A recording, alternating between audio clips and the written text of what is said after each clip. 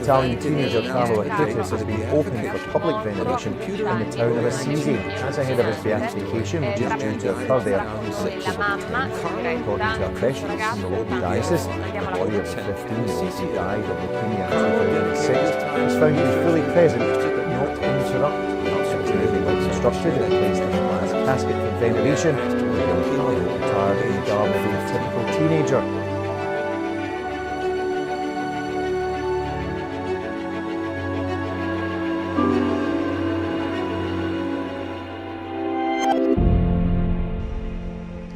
Carlo was an Italian boy, a teenager.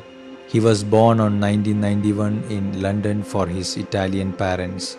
After his birth, they moved to Milan in Italy. This is where Carlo grew and went to school.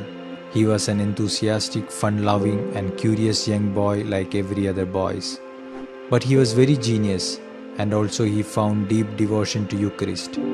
This is why with special permission he got his first Holy Communion at an age of 7.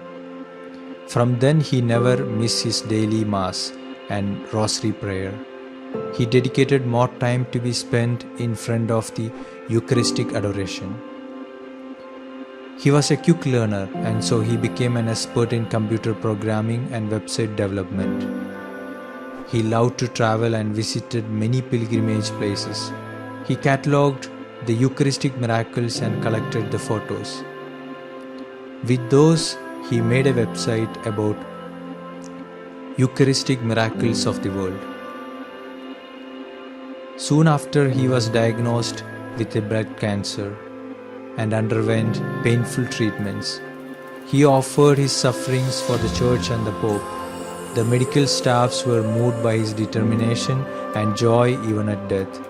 Indeed, he was happy because, as he said, the more Eucharist we receive, the more we will become like Jesus, so that on this earth we will have a foretaste of heaven. He died on 12th October 2006. He was buried in Assisi according to his will, to be near his favorite saint, Saint Francis. Later his body was transferred to Sanctuary of Spoliation, a church which is the site where Saint Francis gave up his luxury clothes and life to embrace poverty and new life in Christ. Life of Carlo was studied well, and the process of canonization has begun. His body was examined few times, and it found to be not fully corrupted and found to be mostly intact. Many comes to witness the testimony of this simple young boy. All get amazed with his extraordinary story. Now we are going to get a saint who wears sports shoes, jeans, sweatshirts, but with a rosary in his hand and focusing only on Holy Eucharist. As today we struggle to use internet for good purposes, here is a teenager who used it for the glory of God.